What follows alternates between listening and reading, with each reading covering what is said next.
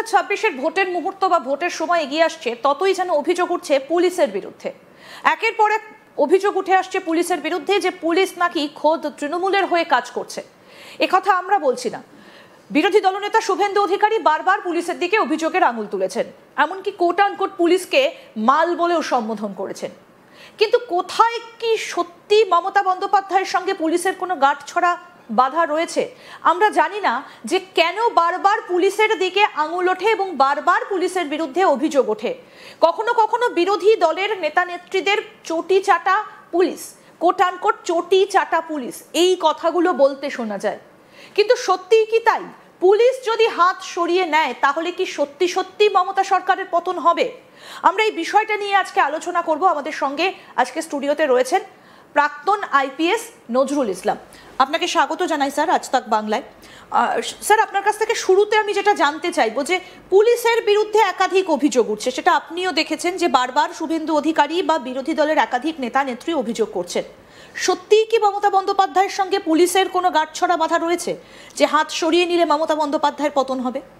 এই ব্যাপারটাকে আপনাকে যদি বুঝতে হয় তাহলে পুলিশ সমেত সমস্ত সরকারি কর্মচারীদের দেশের আইন অনুসারে নিরপেক্ষভাবে কাজ করা উচিত।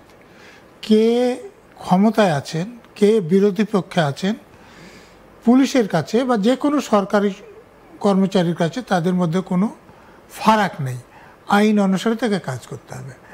এখন পুলিশে তো বটে, প্রশাসনের অন্য কোথাও যেমন কিছু পদ আছে যেখানে পুলিশের লোকেরা থাকতে চায়, কিছু পদ আছে যেখানে ঘুষ আদায় হয়, মানে বিভিন্ন কারণে বিভিন্ন লোক নির্দিষ্ট পদ চায়।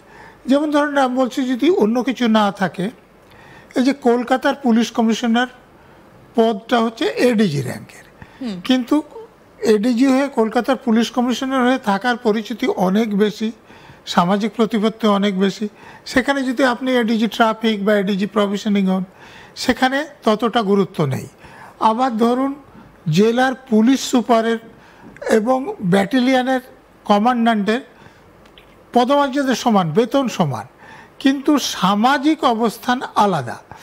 ফলে পুলিশের লোকেরা এই এসপির পদে থাকতে চান, থানার ওসির পদে থাকতে চান, বা কমিশনারের পদে থাকতে চান, ডিজির পদে থাকতে চান। কিন্তু এই পদগুলোতে যদি সৎ লোকদের নিয়োগ করা হয় তাহলে তারা তো অসৎ রাজনীতিবিদদের কথা শুনে বেআইনি কাজ করবেন না। যে শাসক নেতারা যদি অন্যায় কাজ করেন তাদের বিরুদ্ধে ব্যবস্থা নেবেন না, কিংবা বিরোধী নেতারা যদি অন্যায় কাজ না করেন তাহলে তাদের মিথ্যে কেসে তাদেরকে ফাঁসাবেন না। এই জন্যে এই যে অসৎ পুলিশ অফিসারদের অসৎ রাজনৈতিক নেতারা ওই ডিজি, সিপি, এসপি, ওসের মতো পদে বসিয়ে অন্য পুলিশ অফিসারদের থেকে নিয়ন্ত্রণ করে। এই যারা শাসক দলের নেতা হন তাদের সুবিধা হয় যে তারা অন্যায় কাজ করলেও পুলিশের লোকেরা সেটাকে সমর্থন করেন, তারা যাতে ভোটে জেতেন তার জন্য সহযোগিতা করেন। আমি এই জায়গাটাতেই একটু আসতে চাইবো যে মমতা বন্দ্যোপাধ্যায়কে ভোটে জিততে কি পুলিশ সাহায্য করে? সেই জন্যই কি পুলিশের বিরুদ্ধে এত অভিযোগ বিরোধী দলনেতার বা বিরোধী দলের একাধিক নেতা? আপনারা তো দেখেছেন আমাদের দেশের আইন অনুসারে পুলিশ শুধু নয়, যে কোনো সরকারি কর্মচারীর কোনো রাজনৈতিক দলের পক্ষে বা বিপক্ষে কোনো প্রচার করলে তার চাকরিতে থাকার অধিকার নেই। কন্ডাক্ট রুলস অনুসারে তারা সেটা করতে পারে না। কিন্তু দুর্ভাগ্যের বিষয় যে আমাদের এখানের কিছু পুলিশ অফিসার প্রকাশ্য সভায় একটা রাজনৈতিক দলকে জেতানোর কথা বলার পর তারা সরকারি চাকরিতে থাকেন। এটা থাকা যায় না। এই পুলিশ অফিসারদের চাকরি থাকা উচিত নয়। তো এখানে পুলিশ মন্ত্রী আছেন, পুলিশ মন্ত্রীর অধীনে আমি যেগুলো বললাম যে ডিজি আছেন, বা কোথাও সিপি আছেন, কোথাও এসপি আছেন, তারা যদি এইটা ঠিকমতো আইনটা প্রয়োগ করতেন তাহলে এরকম কোনো পুলিশ অফিসার বলতে পারতেন না।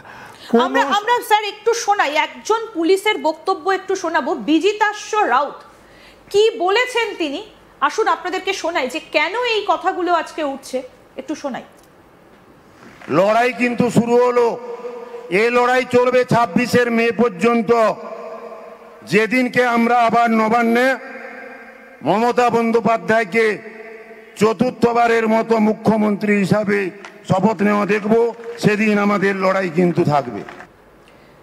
স্যার, আমি সরাসরি ওনার বক্তব্যের সূত্র ধরেই আসছি। উনি বলছেন, বিজিতার্শ রাউত, আমি দেখাতেও বলবো ছবিটা, তিনি বলছেন এই লড়াইটা চলবে। তার মানে উনি কিসের জন্য লড়াই করছেন? মমতা বন্দ্যোপাধ্যায়কে চতুর্থবার মুখ্যমন্ত্রী দেখার জন্য লড়াই করছেন। উনি নিজে বললেন স্পষ্ট করে। ওনার কথা আপনারা যেটা শোনালেন, তারপর ওনার চাকরিতে থাকার কোনো অধিকার নেই। ওনাকে ইমিডিয়েটলি সাসপেন্ড করে অন্য প্রসিডিং করে চাকরি থেকে বের করা উচিত। তার মানে তো উনি প্রকাশ্যে অস্ত্র তুলে দিচ্ছেন বিরোধীদের হাতে। না, আমাদের সরকারি কর্মচারীদের যে কন্ডাক্ট রুলস আছে, যেমন আমি আইপিএস অফিসার ছিলাম, আমার ক্ষেত্রে all India service conduct rules আছে। সে রুলসে পরিষ্কার বলা আছে আমি এটা করতে পারি না, করলে আমার চাকরিতে থাকার অধিকার নেই। তো সব সরকারি চাকরিদের জন্য এরকম কন্ডাক্ট রুলস আছে। তো সে রুলসের ভায়োলেশনের জন্য তার চাকরি যাওয়া উচিত।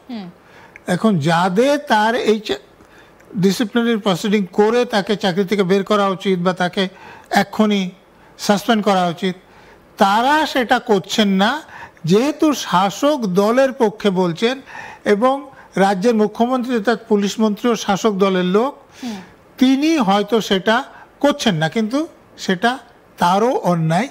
তিনি সংবিধানের নামে শপথ নিয়েছেন এবং যেটা করছেন সেটা সংবিধানের লঙ্ঘন, এবং এই জন্য তাকেও ক্ষমতাচ্যুত করা উচিত। রাজ্যের শাসক দল বা তৃণমূল কংগ্রেস বা মমতা বন্দ্যোপাধ্যায় পুলিশকে দিয়ে কি ভোট করান? তো শুধু পুলিশকে দিয়ে নয়, সরকার কর্মচারীদেরকে দিয়ে ভোট করান। আমি একটা উদাহরণ দিচ্ছি। এই যে 2022 সালে বিধানসভার পৌর ভোট হয়েছে, আপনারা বিখ্যাত গায়ক দ্বিজেন মুখার্জির নাম শুনেছেন। তিনি 18 সালে মারা গিয়েছেন। তো 22 সালে তার নামে কেউ ভোট দিয়েছে। তার মানে কি? ভোটার তালিকায় মরা ভোটারের নাম ছিল। তো এটা তো যার সংশোধন করার কথা ছিল তিনি করেননি। ওখানে যে ফলস ভোট কেউ দিচ্ছে সেটা বাধা দেওয়ার জন্যে যে বিরোধী দলের এজেন্ট তাদেরকে থাকতে দেওয়া হয়নি, তাহলে তিনি বাধা দিতেন। সেখানে যিনি প্রিজাইডিং অফিসার ছিলেন, পোলিং অফিসার ছিলেন, পুলিশ অফিসার ছিলেন, তারা নিরপেক্ষভাবে কাজ করেননি। করলে তার মতো বিখ্যাত লোকের হয়ে অন্য কেউ মারা যাওয়ার 4 বছর পরে অন্য কেউ এসে তার ভোটটা দিতে পারতেন না। তো এই রকম দেখুন যে বিভিন্ন চ্যানেলগুলো যে